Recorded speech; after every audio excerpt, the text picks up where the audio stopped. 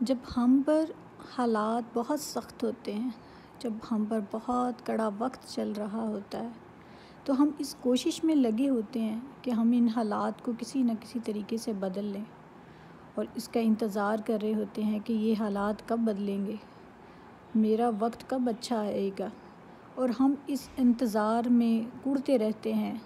اور اندر ہی اندر جو ہے وہ جھلستے رہتے ہیں کہ میرے ساتھ ایسا کیوں ہو رہا ہے اور میرے حالات کیوں نہیں بدل رہے۔ اور کہیں نہ کہیں ہم یہ سوچتے ہی نہیں کہ جن حالات کو ہم بدلنے کی کوشش کر رہے ہیں، کہیں وہ اللہ تعالیٰ ہم پر حالات اس لیے تو نہیں لے کر آیا کہ ان حالات میں وہ ہمیں بدلنا چاہتا ہے۔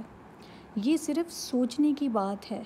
کیونکہ اللہ تعالیٰ کی طرف سے آئی ہوئی ہر آزمائش میں بھی ایک رحمت ہوتی ہے۔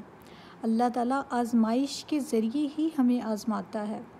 اور ہر اللہ تعالیٰ کی آزمائش میں کوئی نہ کوئی حکمت چھپی ہوتی ہے،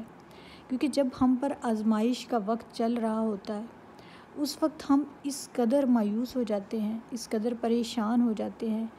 کہ دل ہمارا ٹوٹ چکا ہوتا ہے اور ہمیں کوئی راستہ نظر نہیں آ رہا ہوتا ہے۔ تو اللہ تعالیٰ اس وقت بندے کو موقع دیتا ہے، اللہ تعالیٰ اپنے بندے کو ایسے مواقع فراہم کر دیتا ہے، اس کو دنیا سے کٹ کر دیتا ہے۔ جب ہم دیکھتے ہیں کہ ہمارا کوئی ساتھ نہیں دے رہا، ہمارے اپنے بھی ہم سے دور ہو رہے ہیں، نہ ہی کوئی اپنا نہ کوئی غیر، کوئی بھی ہماری بات کو سمجھنے کو تیار نہیں، کوئی بھی ہمارا دکھ اور درد محسوس نہیں کر رہا، تو اللہ تعالیٰ ایسا موقع، ایسے حالات ہمارے اوپر صرف اس لیے لے کر آتا ہے تاکہ وہ اس بندے کو یہ بات سمجھا سکے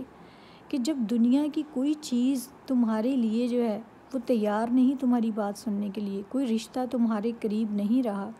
تمہارے اپنے بھی تمہارا ساتھ چھوڑ گئے، تو پھر کون سی ذات ہے جو تمہارا انتظار کر رہی ہے؟ وہ صرف اور صرف اگر انتظار میں ہے تو وہ اس بندے کے انتظار میں ہے جس پر آزمائش اللہ کی طرف سے آئی ہے، کیونکہ یہ آزمائش ہی صرف اور صرف اسی لیے آئی ہے کہ اللہ تعالیٰ اس بندے کو دنیا سے توڑ کر اپنے قریب کرنا چاہتا ہے۔ وہ یہ چاہتا ہے کہ اس بندے کو یہ بات سمجھا دے کہ دنیا کی ہر چیز فانی ہے، صرف اور صرف اللہ سبحانہ و تعالیٰ کی ذات ہے جو کہ اپنے بندے سے 70 ماؤں سے بڑھ کر محبت کرتا ہے، جو بندے کو کبھی بھی کسی بھی حال میں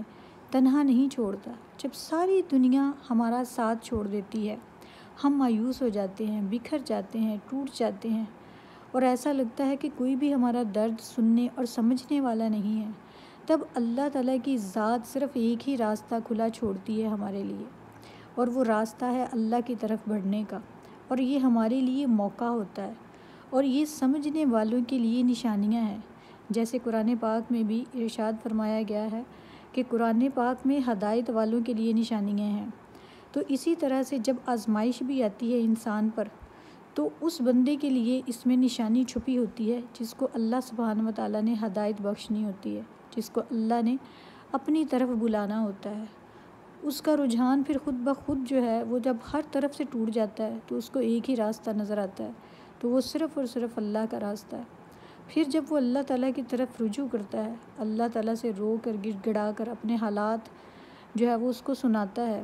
تو اصل میں وہ اس کے حالات اس کو یہ محسوس ہوتا ہے کہ اب اس کے حالات بدل گئے۔ ایسا نہیں ہوتا، وہ اس کا دل بدل چکا ہوتا ہے، وہ خود بدل چکا ہوتا ہے، جس سے اس کو ایسا محسوس ہوتا ہے کہ حالات بدل گئے۔ حالات وہی ہوتے ہیں، انسان کو اللہ تعالیٰ صبر کرنا سکھا دیتا ہے، اس کو استقامت کرنا جو ہے اپنے حالات پر استقامت سکھا دیتا ہے، اس کو ایسا صابر بنا دیتا ہے اور اپنا پسندیدہ بندہ بنا دیتا ہے کہ وہ مشکل حالات میں بھی ایسے سروائیو کرتا ہے کہ اس کو محسوس بھی نہیں ہوتا کہ یہ اس کے حالات اتنے سخت ہیں، کیونکہ پھر اس کا توکل اور یقین جو ہے وہ اللہ سبحانہ و تعالیٰ پر پورا مکمل ہو چکا ہوتا ہے۔ تو اس لیے جب بھی آپ پریشان ہوتے ہیں، آپ پہ آزمائش ہوتی ہے، پریشانیاں ہوتی ہیں، سب آپ کا ساتھ چھوڑ دیتے ہیں، تو یہ یاد رکھا کریں کہ صرف ایک ذات ہے جو اللہ سبحانہ و تعالیٰ کی ہے، اس کا دروازہ ہمیشہ آپ کے لیے کھلا ہے، آپ جب چاہیں بنا کھٹکھٹائے اس کے اندر داخل ہو جائیں، وہ ہمیشہ آپ کے انتظار میں رہتا ہے، چاہے آپ کے اپنے سگے رشتہ دار، اپنے بہن بھائی، یہاں تک کہ بہت ہی قریبی خونی رشتے بھی آپ کو چھوڑ جائیں، یہ ایسا رشتہ ہے، یہ اسی وقت آپ کا ساتھ نبھاتا ہے جب آپ کو سب تنہا چھوڑ دیتے ہیں۔ اس لیے اللہ پر اپنا توکل اور یقین جو ہے وہ قائم رکھنا چاہیے، کیونکہ اللہ کی ہر آزمائش میں کوئی نہ کوئی حکمت چھپی ہوتی ہے، اور اللہ کی آزمائش میں بھی ہمارے لیے رحمت ہے۔